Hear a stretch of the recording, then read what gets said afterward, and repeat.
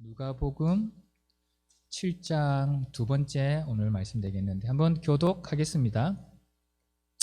그 후에 예수께서 나인이란 성으로 가실새 제자와 많은 무리가 동행하더니 성문에 가까이 이르실 때 사람들이 한 죽은 자를 메고 나오니 이는 한 어머니의 독자요 그의 어머니는 가브라 그 성에 많은 사람도 그와 함께 나오고 주께서 과부를 보시고 불쌍히 여기사 울지 말라 하시고 가까이 가서 그 관에 손을 대시니 맨 맨 자들이 자들이 서는지라.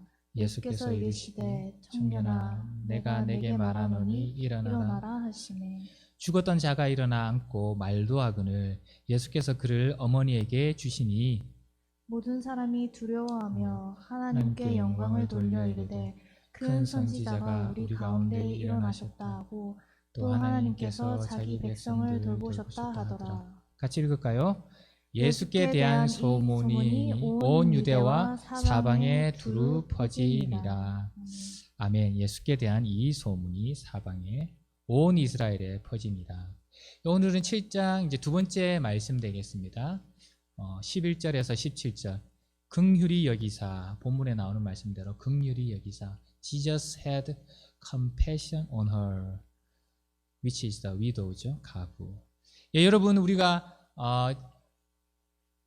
조금 오래되었는데요. 벌써 우리가 누가복음 시작하면서 누가복음 4장 16절 30절에서 주님은 메시아로서의 그의 사역을 이제 4장에서 막 시작하시면서 자신이 누구인지 그리고 소외된 자들을 위한 자신의 사역이 어떻게 이렇게 특별한지 선포하셨잖아요.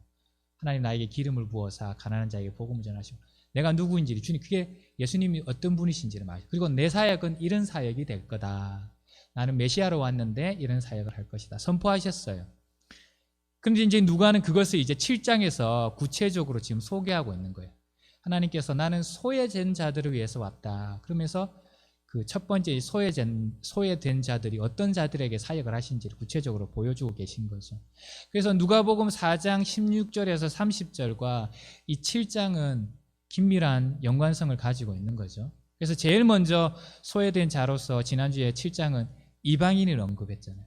왜냐하면 그 당시에 이스라엘에서 소외된 자 첫 번째는 이방인이에요. 이스라엘은 이방인을 사람 취급 안 했어요. 예. 우리는 초우즘 피플이고 너는 하나님 밖에 있어. 이렇게 취급했거든요.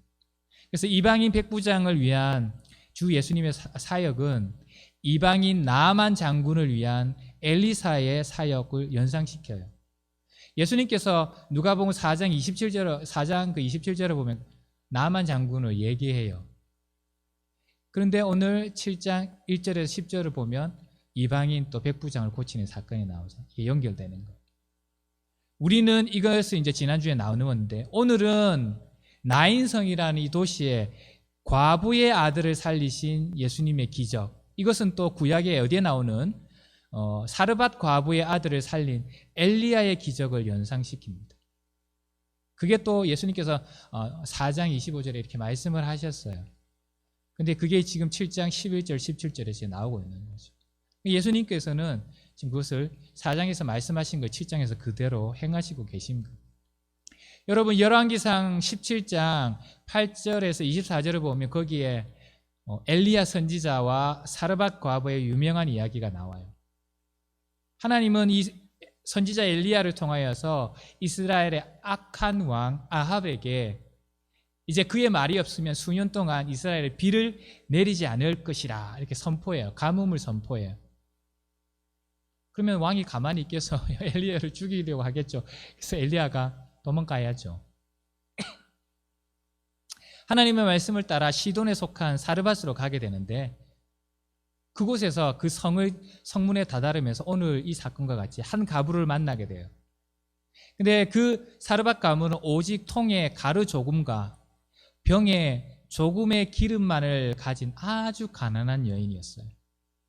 그러나 그녀는 엘리야가 그녀의 집에 지내는 동안 통에 가루가 떨어지지 아니하고 그 병에 기름이 없어지지 않은 그런 큰 기적을 경험하게 됩니다.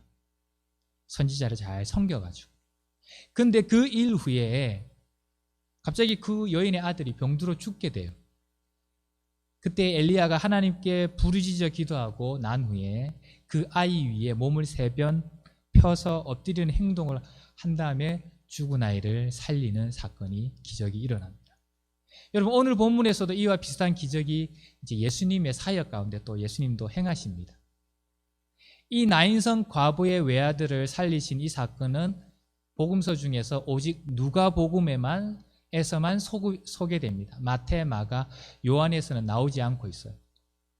여러분, 우리는 지난 시간 백부장의 이야기처럼 오늘 이 사건도 성경 본문이 이끌고 가는 걸 가만히 보면 그 기적 자체보다는 과부에게 예수님의 관심이 이렇게 맞추어지고 있는 것을 보게 됩니다. 주님은 오늘 이 본문을 통하여서 우리에게 귀한 말씀을 주시고자 하고 계세요. 그럼 주님이 나인성 과부의 죽은 아들을 살리신 이 기적을 통하여 오늘 우리에게 말씀하시고자 하는, 우리에게 주시고자 하시는 메시지는 무엇입니까? 첫째, 여러분, 우리 주님은 우리 인생을 긍휼히 여기시고 우리를 돌보시는 하나님이세요. 여러분, 하나님은 우리를 아주 불쌍히 여기시고 우리를 돌보아 주시는 하나님이세요. 여러분, 주님의 눈은 항상 당신이 지으신 사람들을 향해 있습니다. 그래서 시편 기자는 시편 53편 2절에 이렇게 말해요. 하나님이 하늘에서 인생을 굽어 살피사 지각이 있는 자와 하나님을 찾는 자가 있는지 보려 하신즉.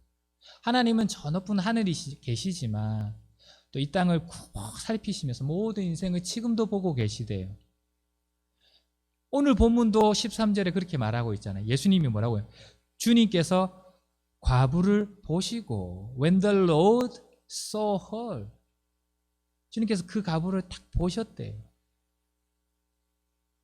그리고 바로 이어서 이렇게 말하잖아요.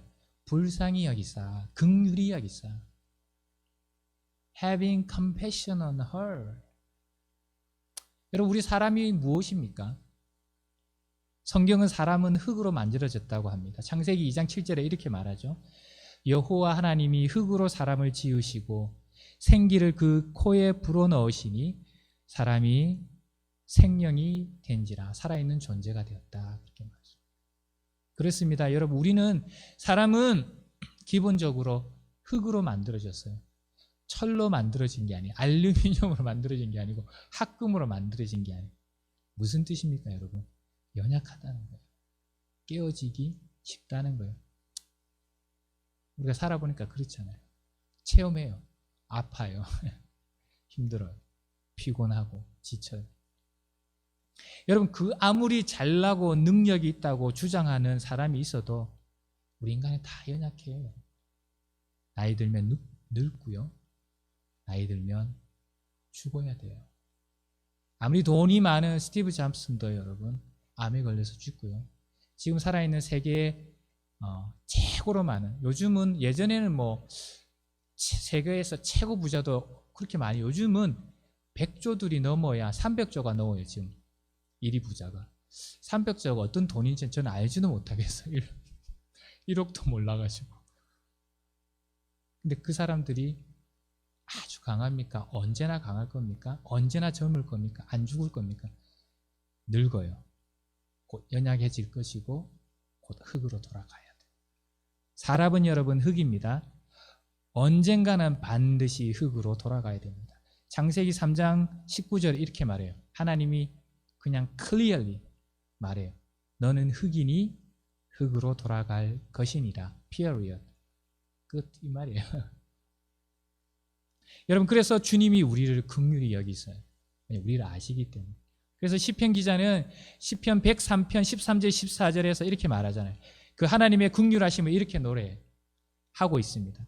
아버지가 자식을 긍휼히 여긴 같이 여호와께서는 자기를 경외한 자를 긍휼히 여기시나니, 그 이유는 하나님이 우리의 체질을 아시며 우리가 단지 진토임을, 흙임을 기억하심이로다. 하나님이 만들었으니까 우리가 알잖아요. 내가 저거를 흙으로 만들었는데 얼마나 힘들까, 얼마나 약할까. 그래서 늘 긍휼히 여기십니다. 여러분, 철학자 파스칼은 인간의 연약함을 이렇게 말했어요. 사람을 죽이기 위해서 우주 전체가 무장할 필요가 없습니다. 한 줄기의 연기와 한 방울의 물로도 사람을 죽이기에 충분합니다. 그만큼 사람은 연약하다는 거예요. 사실이잖아요. 한 방울의 물, 사람 죽일 수 있어요, 여러분. 한 줄기의 연기로 사람 죽일 수 있어요. 그렇습니다, 여러분. 우리는 연약해요. 근데 사람들은 약한 것을 싫어해요. 강한 것을 좋아해요. 사람들이 좋아하는 모든 영웅은 엄청난 힘을 가진 존재들입니다. 강한 존재들이에요. 그런데 여러분, 하나님은 연약한 우리를 긍휼히 여기시고 사랑해 주세요. 왜냐하면 우리가 섬기는 하나님은 긍휼의 하나님이시기 때문에. Compassionate God. 하나님이 성품이 그래. 하나님이 그렇게 좋으신 분이에요.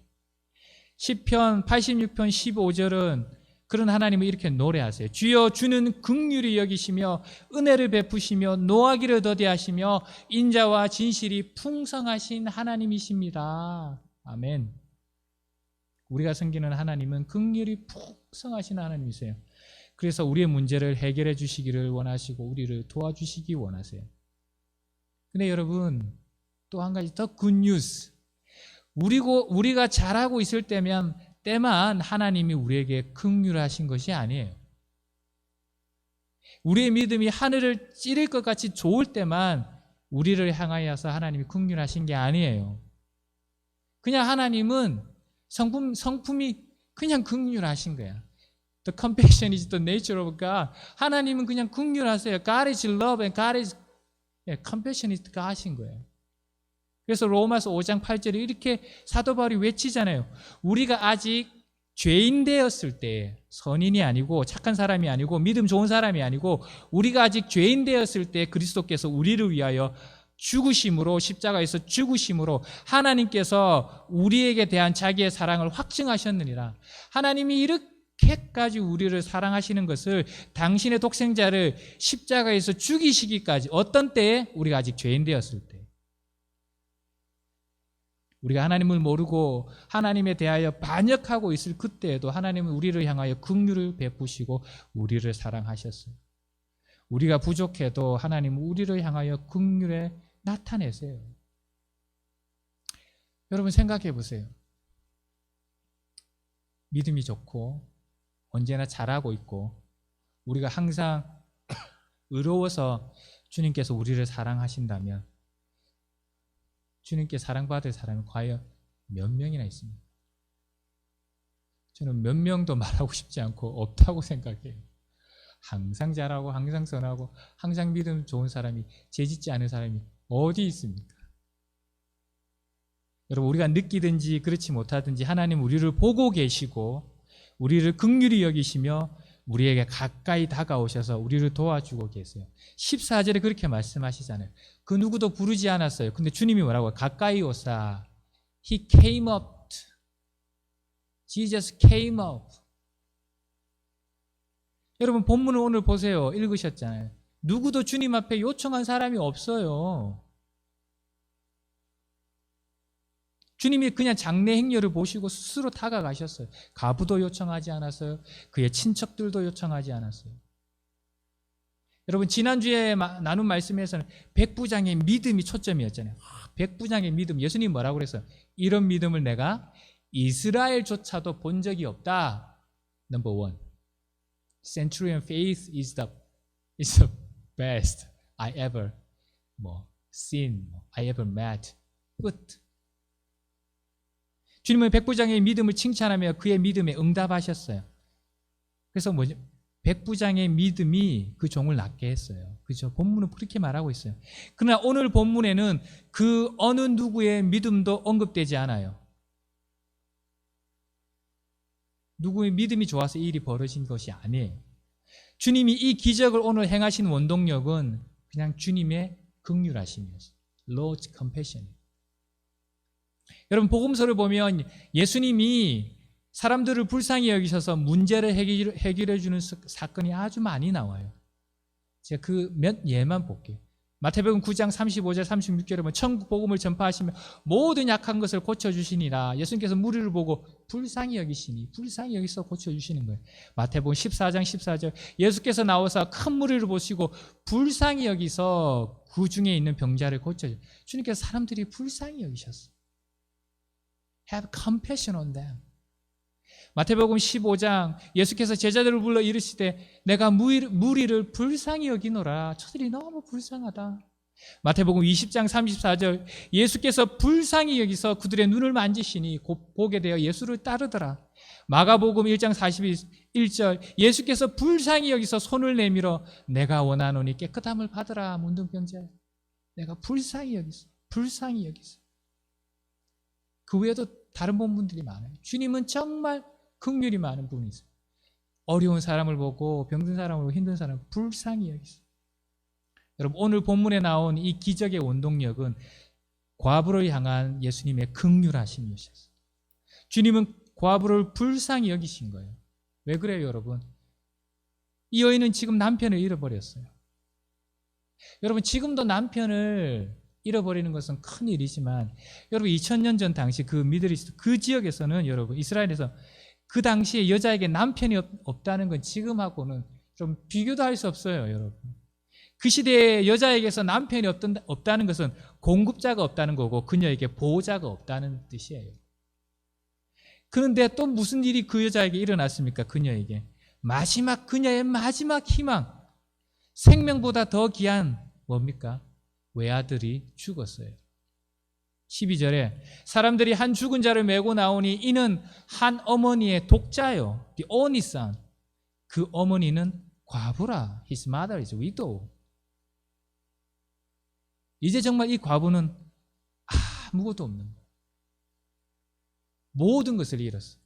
세상에서 이 여인보다 더 불쌍하고 더 비참한 사람이 어디에 있겠습니까? 여러분 우리도 때때로 똑같은 케이스는 아니라도 이런 경험을 할 때가 있죠. 이런 감정을 느낄 때가 있고 이런 상황을 당할 때가 있어요. 우리의 모든 것이 무너져 내린 것 같은 그런 상황을 만날 때가 있어요. 주님께 기도할 힘조차 없을 때가 있어요. 한마디 기도조차 입 밖에 낼 힘이 없을 때가 있어요. 그러나 여러분 기억하십시오. 주님은 우리를 잊지 않고 계세요. 기억하세요. 주님은 그때에도 우리를 보고 계세요. 그리고 우리를 긍휼히 여기시고 우리를 돕기 위해서 그분의 손길을 펴고 계세요. 여러분 오늘 본문을 보면 주님은 우리를 도우실 때 두 가지 방법으로 이렇게 도우시고 계시죠. 첫 번째, 말로 우리를 위로하세요. 13절에 그렇게 말해요. 여인아 울지 말라. Don't cry, don't weep, don't be afraid. 주님은 우리에게 이렇게 다가와서 처음에는 위로하세요. Comfort and encourage us. 걱정하지 마라. 우리가 듣지 못할 뿐이에요. 우리가 세상의 소리에 휩싸여서 듣지 못할 뿐이에요. 잠시만이라도 세상의 일을 소음을 뒤로 하고 주님을 한번 불렀어요. 그냥 주여. 그리고 한번 잠깐 기다려보세요. 주님은 이렇게 말씀하셨어요. 우리 마음속에. 얘야 내가 너와 함께하노라. 내가 너를 도와줄게. 두려워하지 마라. 두려워하지 마라. 나를 붙들어라. 여러분 우리가 살아갈수록 위로와 격려하는 말의 힘을 경험하게 돼요. 두 번째는 여러분 주님은 어떻게 도우세요? 행동으로 우리를 도우시잖아요. 주님은 우리를 도우시기 위해서 움직이시는 분이에요. 행동하세요. 말뿐만 아니라 실제로 일을 행하시는 분이시죠. 그래서 주님의 위로의 말이 참 힘이 있는 것이 주님은 행동하시기 때문에 14절에 가까이 가서 그 관에 손을 대시니 주님은 행동하세요. 여러분 우리가 남을 돕기 위해서는 행동하는 데에는 위험이 따라요. 리스크가 있는 거예요. 거기에 수고와 희생이 따르는 거예요. 여러분 율법에 의하면 죽은 사람을 만지는 것은 부정한 것으로 간주돼요. 민수기 19장 11절에 사람의 시체를 만진 자는 7일 동안 부정하리라. 그래서 유대인 백성들은 얼마나 그런 중요하게 깔끔하게 지키는지 몰라요. 정결 의식을 죽은 사람, 죽은 시체, 죽은 짐승 안 만져요. 그럼 예배 못 들어가거든. 안식일 못 가. 성전에 못 들어가요. 그러나 주님은 사랑의 법으로 이 율법의 법을 초월하고 계시잖아요. 주님 두려워하지 않으세요. 생명이 먼저잖아요. 주님이 늘 안식일 얘기할 때도 그렇잖아요. 안식일이 왜 있느냐? 안식일 자체를 위해 있는 것이 아니고 사람을 위하여서, 인자를 위하여서 있는 거죠. 안식일은 죽이는 날이 아니고, 사람이 죽어가는데 일을 못하니까 가만히 있어 죽이는 날이 아니고 생명을 살리는 날이다.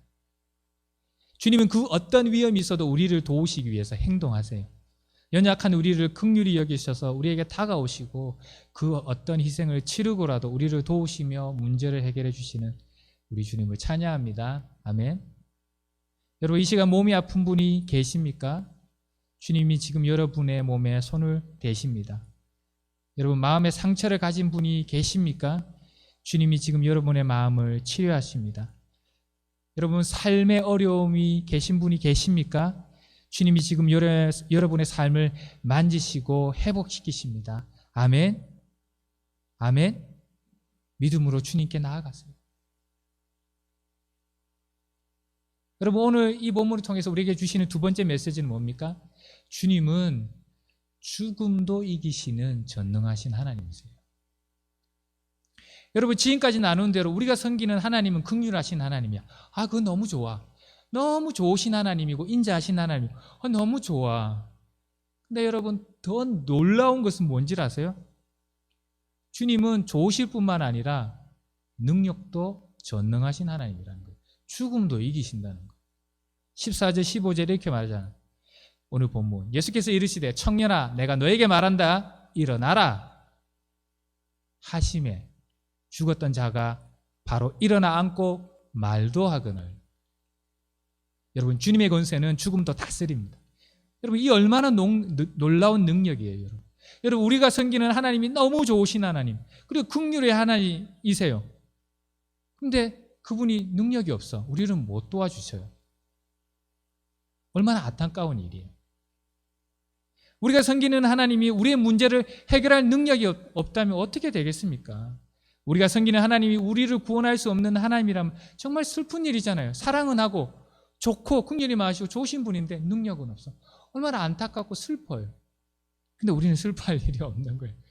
좋으시고 긍휼의 하나님이신데 그 하나님이 올마이리가 전능한 하나님이세요. 모든 문제를 해결해 주신 하나님이세요. 여러분, 근데 그 주님의 전능하심이, 하나님의 전능하심이 가장 명확하고 분명하게 표현된 곳이 어딘 줄 아세요? 바로 십자가 위에요. 이상하게 들리죠? 모순처럼 들립니다. 아니, 전능하신데 왜 죽으셔? 모순이잖아요. 이상하잖아요. 근데 그게 사실이에요. 이리추. 세상은 그것을 그래서 무능력하다고 실패자라고 말하지만 예수님의 십자가는 우리를 구원하시는 하나님의 지혜고 하나님의 능력이에요. The wisdom and power of God.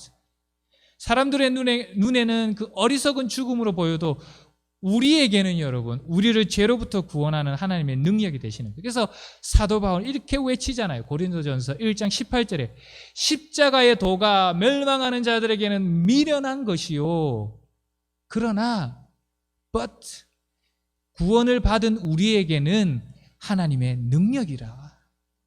십자가가 세상 사람들에게는 어리석게 보이는 죽음 같지만 우리에게는, 우리의 눈이 뜨인 우리에게는 그것이 the power of God이다. To save us. 아멘. 주 예수님은 십자가에서 피 흘리심으로 우리의 모든 죄를 사해 주셨어요. 그리고 죄와 사망을 이기시고 3일 만에 부활하심으로 이제 그 예수 그리스도의 이름을 믿는 자를 구원해 주십니다. 이 하나님의 복된 소식을 믿음으로 하나님의 구원을 날마다 경험하며 살아가는 우리 모두가 되시기를 예수님의 이름으로 축복합니다. 아멘. 여러분, 우리 주님은 우리 삶의 모든 문제를 능히 해결해 주실 수 있는 능력의 주님이세요. 그 주님이 우리를 도와주시기를 원하십니다. 여러분, 지금 어떤 문제가 있으세요? 어떤 어려움이 있으세요? 주위를 돌아보니까 도와줄 사람이 아무도 보이지 않습니까? 아니에요, 여러분. 주님이 우리와 함께 하세요. 실망하지 마세요. 그리고 그 주님은 어떤 분이시냐면 죽음도 이기시는 전능하신 하나님이세요. 시편 121편 1절 2절에서 시편 기자가 이렇게 노래하잖아요. 내가 산을 향하여 눈을 들리라.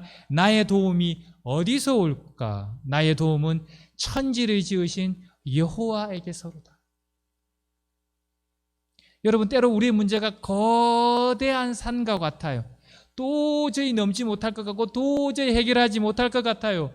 그러나 여러분 기억하세요. 우리 주님은 그 산보다 크신 분이에요. 그 산을 지으신 분이에요. 여러분, 문제만 바라보지 마시고 그 모든 문제보다 더 크신 그 문제 뒤에 계신 주님을 바라보세요. 거대한 산과 같은 문제를 보지 마시고 그 산을 만드시고 창조하신 하나님을 바라보십시오. 그러면 우리를 위해서 전능하신 주님이 일하실 겁니다. 아멘. 사랑하는 여러분, 이제 말씀을 정리하겠습니다. 주님은 언제나 우리를 지켜보고 계세요. 오늘 말씀이 그렇게 말하죠. 주님께서 보시고 그리고 우리를 긍휼히 여기시는 분이세요. 불쌍히 여기사. 그래서 우리의 문제를 해결해 주십니다. 주님은 과부의 독자를 살리셔서 과부에게 다시 주셔요.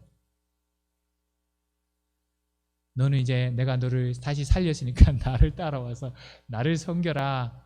그렇게 말씀하지 않으셔요. 그 과부에게 돌려주십니다. 왜냐하면 그 과부에게는 아무것도 없기 때문에. 그 아들 하나밖에 없어요.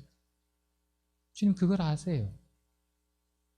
그래서 그녀에게 돌려 보내주십니다. 그래서 그 아들이 자기 엄마를 돌보고 섬기게 해요. 무슨 말이에요, 여러분? 주님은 무너졌던 그녀의 삶을 회복시켜주고 계시는 거예요. 다 무너졌던 것 같은 그녀의 삶을 다시 회복시켜 주신 거예요. 이렇게 주님은 우리의 삶을 회복시켜 주시는 분입니다. 사랑하는 여러분, 여러분의 얼굴을 주님을 향하여 드세요. 주님을 향하여 그냥 드세요. 말할 힘이 없으면 주님을 향하여 그냥 얼굴만 드세요. 그리고 주님의 도움을 바라보시면서 그냥 주님께 얼굴을 드세요.